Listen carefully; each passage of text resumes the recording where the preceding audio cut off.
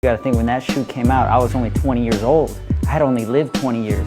So now I never thought about living that same lifetime over again and redoing it. I don't know, it's just a trip. It's just a trip. Of all the shoes, it's definitely the one I'm most proud of.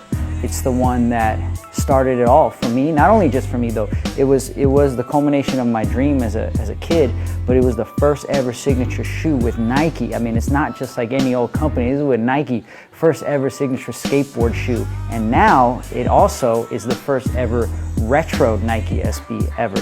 They told me that interesting fact too. So it's double first, which is a pretty crazy stat to have, and I'm grateful to be a part of that. Nike doesn't keep their molds after 5 years. So they didn't have the mold for this shoe. It wasn't just like an easy snap of the fingers and bring it back to life because they have it all stored away. They actually had to reverse engineer the shoe. I had some original pairs that I had saved. I gave them a pair and they had to cut it up and tear it up and see how it was built. And some of the stuff they just don't make anymore. Some of the materials they just don't make anymore. So like the internal airbag's different, it's more advanced. And then there's just a little bit less padding inside the shoe. It's not as thick as the original was. And then we just added a couple little like platinum hits on the tongue and made the sole a clear bottom instead of black.